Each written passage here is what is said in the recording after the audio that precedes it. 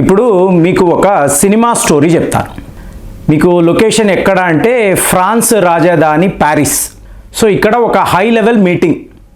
ఇందులో యూకే యొక్క ప్రధానమంత్రి, అలాగే ఫ్రాన్స్ యొక్క అధ్యక్షుడు ఇమాన్యుయల్ మ్యాక్రోన్, జర్మనీ యొక్క అధినాయకుడు, వీళ్ళతో పాటు జెలెన్స్కై, సినిమా నటుడు జెలెన్స్కై.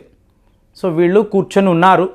మీకు హాలీవుడ్ చిత్రం గాడ్ ఫాదర్ అంటారు చూసారా, ఆ టైప్లో ఒక సెటప్.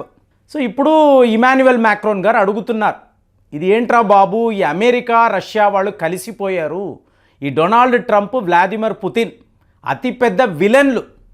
సో వీళ్ళ యొక్క స్టోరీని ఎలా ఫినిష్ చెయ్యాలి, అంటే వీళ్ళని యుద్ధం నుంచి ఎలా ఆపాలి, మన దగ్గర ఏమైనా మార్గము ఉందా అన్న వెంటనే జెలెన్స్కై, నా దగ్గర ఆ మార్గము ఉంది. ఏంటది చెప్పు. ఏమీ లేదు, కొద్ది రోజుల్లో వ్లాదిమిర్ పుతిన్ చనిపోతాడు. ఏంటి చనిపోతాడా? అవును, ఖచ్చితంగా చనిపోతాడు. ఎలా? నువ్వేమైనా హత్య చేయబోతున్నావా? కాదు. నీ మనుషులు ఏమైనా అసాసినేషన్ చేయబోతున్నారా? లేదు. ఆఫ్ఘనిస్తాన్ నుంచి తీవ్రవాదులను తీసుకుని వస్తున్నావా? అది కాదు. మరి ఎలారా చెప్తున్నావు వ్లాదిమిర్ పుతిన్ ఎలా చనిపోతాడు అంటే, సింప్సన్స్ కార్టూన్, ఈ కార్టూన్స్ని మీరు చూసింది లేదా? లేదే, మేము ఎప్పుడు చూడలేదు. అయినా సింప్సన్స్ కార్టూన్కిను వ్లాదిమిర్ పుతిన్ మరణించడానికి ఏంట్రా లింకు? ఫుల్ మాంటీ అనబడే ఎపిసోడ్ చూసావా? మరి చూడకుండా ఎందుకు మాట్లాడుతున్నావు? అందులో వాళ్ళు ఏం చూపించారు? Vladimir Putin rest in peace 1952 to 2025, అంటే 2025లో మూడవ ప్రపంచ యుద్ధం రాబోతుంది. ఇందులో వ్లాదిమిర్ పుతిన్ మరణిస్తాడు. సో అతని ఒక శిలాఫలకం ఉంటుంది, దాని మీద కొంతమంది నృత్యాలు చేస్తారు.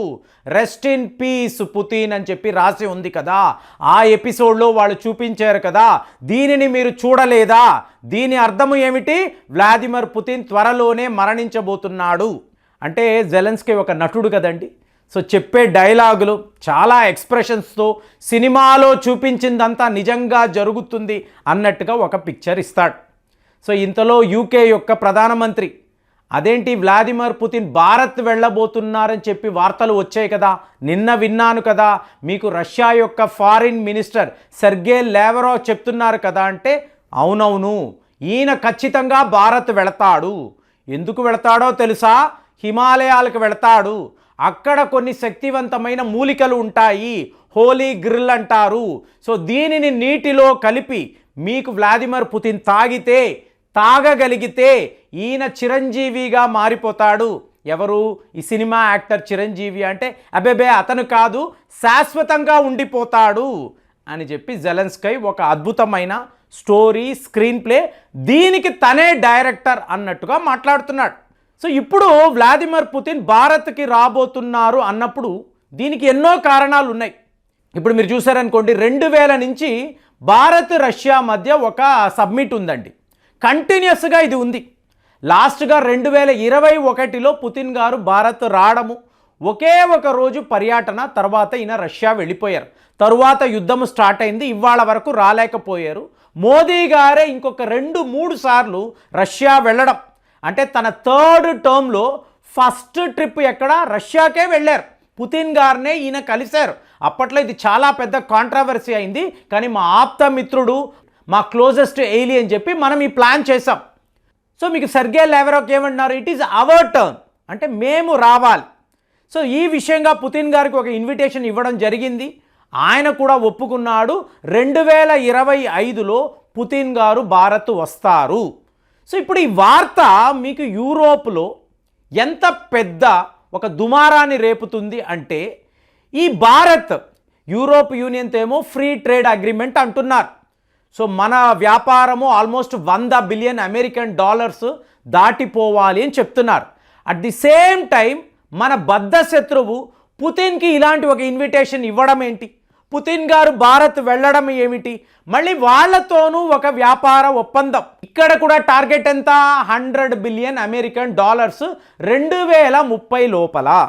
ఇది జరిగిన వెంటనే క్వాడ్ సబ్మిట్ కోసరము అమెరికా అధ్యక్షుడు డొనాల్డ్ ట్రంప్, ఈయన మళ్ళీ భారత్ వస్తారు. సో ఇక్కడ ట్రంప్ టవర్స్ అనే నిర్మాణం వీళ్ళు మొదలు పెడతారు. అలాగే the mother of all trade deals $500 billion American dollars వ్యాపారం భారత్కి అమెరికా మధ్య. అంటే ఇండియా తన జీడిపిని పెంచుకోవడానికి ఎన్ని విధాల వ్యూహాన్ని రచిస్తుందో చూడండి. అందరినీ కలుపుకుంటూ వెళదాము, ఇలాగ మనము ఎదుగుతాము అని చెప్పి ఒక భారీ స్ట్రాటజీ. కానీ అక్కడ చూశారు అనుకోండి, జెలెన్స్కీ చెత్త మాటలు. ఒక నటుడు, మామూలు నటుడు, ఎటువంటి రాజకీయ అనుభవం లేనివాడు, నీ శత్రువు మరణిస్తే నేను గెలుస్తాను, నిలబడి యుద్ధము చేసే సీన్ లేదు. పుతిన్తో ఇతను ఏ రోజు కూడా గెలిచే పరిస్థితే లేదు. అలాంటిది ఏమంటున్నాడు, పుతిన్ గారు చనిపోతే త్వరలోనే చనిపోతాడు, సింప్సన్స్ కార్టూన్స్లో ఇదే చూపిస్తున్నారు, వాళ్ళు తీసినట్టే ఇక్కడ జరగబోతుంది, ఇది ఇతను మాట్లాడుతున్నాడు. ఫ్రెండ్స్, ఇది ఎంత కామెడీగా ఉంటుందంటే, మేము డెవలప్డ్ కంట్రీస్ అని చెప్పుకుంటారు, అడ్వాన్స్డ్ టెక్నాలజీ ఇవన్నీ మాట్లాడతారు కదండి. ఎంత చెత్తగా వీళ్ళ మీడియా ఆలోచిస్తుంది అంటే, ఇప్పుడు మీకు అనిపిస్తుంది పుతిన్ గారు చనిపోతారు అంటున్నావు కదరా, ఏంటి ఆధారాలు? సింప్సన్స్ కార్టూన్స్లో చూపించేస్తే అయిపోయిందా? నీకు రెస్ట్ ఇన్ పీస్ అంటే అయిపోయిందా?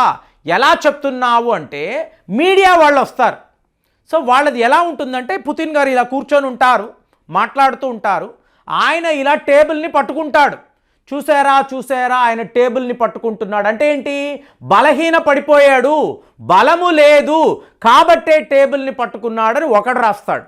ఇంకొకడు ఇలా తల గోక్కుంటాడు, చూసారా పుతిన్ గారు తల గోక్కుంటున్నారంటే బ్రెయిన్ ట్యూమర్ వచ్చింది, త్వరలోనే ఈయన చనిపోతాడని ఇంకోడు రాస్తాడు. ఇక కాళ్ళు ఇలా ఆయన ఊపుతాడు, చూసారా కాళ్ళు సరిగ్గా లేవండి, పెరాలసిస్ రాబోతుంది, ఇలాగ ఈయన మంచాన పడిపోతాడు, ఇక రష్యాను పరిపాలించలేడు, మనదే విజయము. ఆవలిస్తాడు, బాబోయ్ ఆవలిస్తున్నాడు, చూసారా పేగుల్లో క్యాన్సర్ ఉండుంటుంది అందుకే ఈయన ఆవలిస్తున్నాడు అని ఇంకోటి రాస్తాడు. అంటే వాళ్ళ ఇష్టం అన్నమాట. జెలెన్స్కీ ఎలాగా పిచ్చిగా మాట్లాడుతున్నాడు. ఏంటి మీడియా ముందు, ఇంటర్నేషనల్ మీడియా, BBC ఉంటుంది, CNN ఉంటుంది, న్యూయార్క్ టైమ్స్ ఉంటుంది, ఇంతంత పెద్ద పత్రికలు, టీవీ ఛానల్స్ ముందు పుతిన్ గారు త్వరలోనే చనిపోతారండి కాబట్టి యుద్ధం ఆగిపోతుంది, మేమే గెలుస్తాము, సో మా యూరోప్ ఎలాగో యుక్రెయిన్ని కాపాడేస్తుంది, ఈ రష్యా అమెరికాల గొడవలు ఇక మీదట ఉండవు, ఎందుకు అంటే అక్కడ యుద్ధమే ఉండదు కదా, ఇలా మేము ఒక గొప్ప విజయాన్ని సాధిస్తాము, గాలి కబుర్లు, సినిమా డైలాగులు, సినిమా యాక్టింగ్, ఇది జెలెన్స్కీ చేసే పని.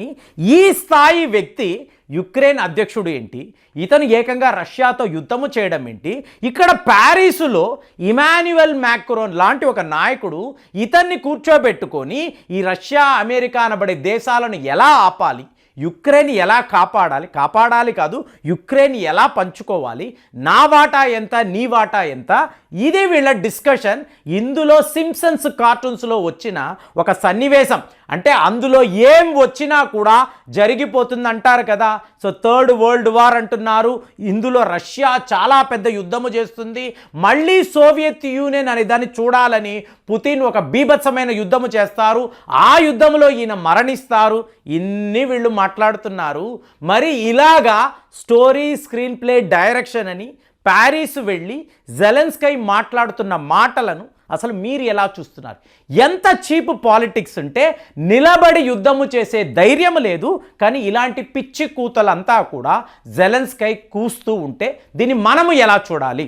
కామెంట్స్లో రాయండి. మళ్ళీ వచ్చే వీడియోలో కలుద్దాం. జై హింద్.